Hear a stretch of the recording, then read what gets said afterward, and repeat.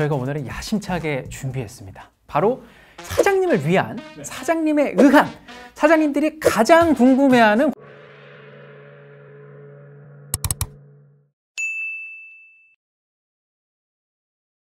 민법 규정이 있어요. 그 임대인 같은 경우에는 그 목적물이 임차인이 어떤 그 목적물에 대해서 사용식할 수 있는 상태를 유지해줘야 될 의무가 있거든요. 임대한 건물에 하자가 생긴 경우에는 임차인이 별 비용을 들이지 않아도 수리할 수 있는 경우, 이런 것들은 당연히 임차인 직접 수선을 해야 되는 것이고, 아니면 커다란 어떤 설비 구조 같은 경우에는 통상 임대인이 좀 수선 의무를 부담하는 게 법 규정이죠.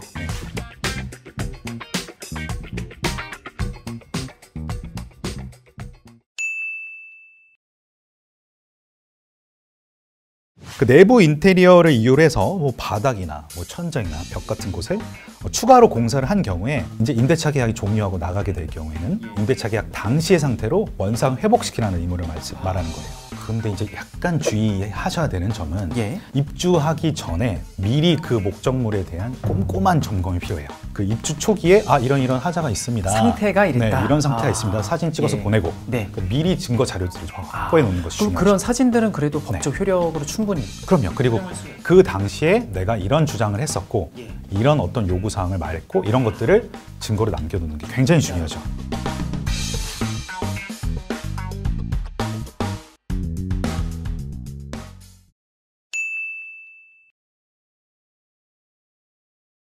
우리 상가 건물 임대차 보호법을 보면요, 그 임대료 상승률을 제한하는 규정이 있어요. 또 규정이 있어요? 네, 규정이 있고 2018년 개정 법률, 이게 최신 법률입니다.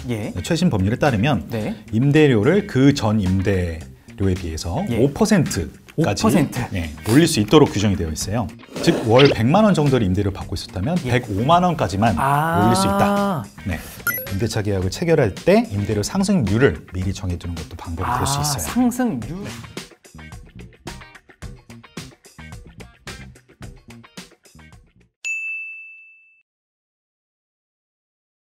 지금 이제 사업을 하고 계신 사장님들께서는 10년까지, 다만 그 임대차 계약 종료하기 6개월 전부터 한 달 전까지 사이에는 그 임대차 계약 갱신의 통지를 반드시 하셔라. 만약에 그게 넘어가면 어떻게 됩니까? 넘어간다고 하더라도 임대인이 나가라고 말을 하지 않는 경우에는 아까 말씀드린 무기적 갱신 조항이 적용이 돼서 1년간 다시 계약이 반복이 된다. 그렇죠.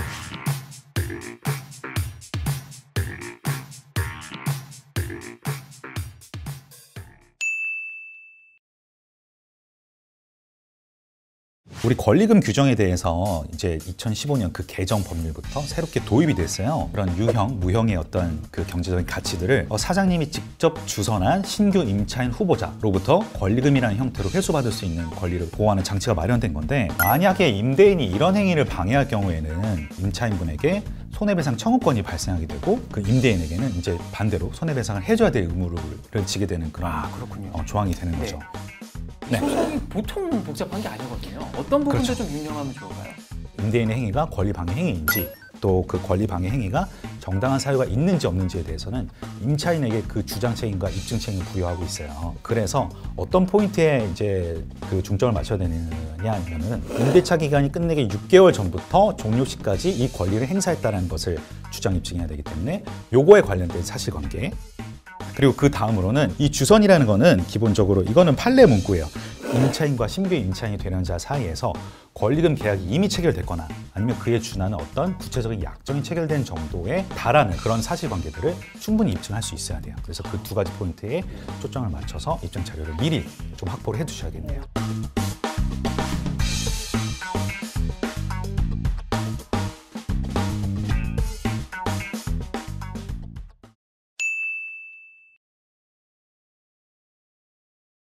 보증금 반환을 차일피일 계속해서 미룰 경우에는 버티고 있어요. 소송을 준비하셔야 되기 때문에 내용 증명은 일단 보내두시고, 보증금 반환 의무, 건물을 인도해주는 동시행 관계가 있기 때문에 이 관계에서 사장님이 지금 먼저 가게를 빼서 인도해줄 의무는 없다. 또 소송 외적으로 또 가장 중요한 제도가 있는데 임차권 등기 제도가 있어요. 그래서 임차권 등기 명령을 신청을 하셔야 됩니다.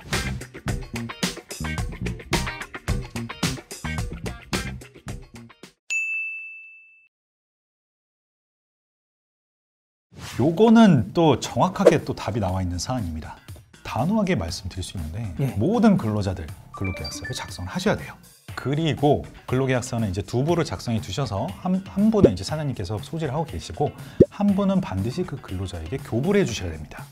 이 근로계약서를 작성하지 않거나 또 교부하지 않으면 최대 500만 원까지 벌금이 500만 원이요? 네, 500만 원까지 벌금이 부과될 수 있고 그렇기 때문에 딱 하루만 아르바이트생을 쓴다고 하더라도 근로계약서는 작성하시고 교부하셔야 됩니다. 그렇죠. 조금 임팩트 있게 임팩트요? 한 줄 요약을 좀 부탁드립니다. 한 줄 요약이요. 예. 하루 아르바이트생을 고용하더라도 근로계약서는 반드시 작성하시고 반드시 교부하여라. 이렇게 정리를 해보도록 하겠습니다. 4대 보험은 선택이 아니에요. 4대 보험 가입은 직원이 1명 이상의 사업주에게는 필수이자 의무사항입니다.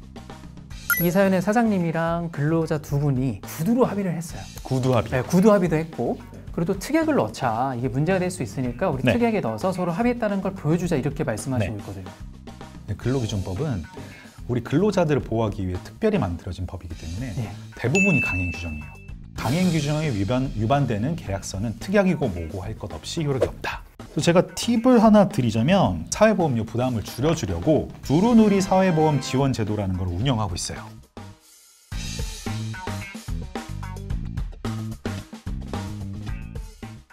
그 지원 자격 꼭 확인해 보시고 지원 받으시면 또 많은 도움이 될 것 같아요. 그리고 4대 보험에 관한 한 줄 요약 부탁드리겠습니다. 4대 보험 가입은 네. 선택이 아니라 필수다.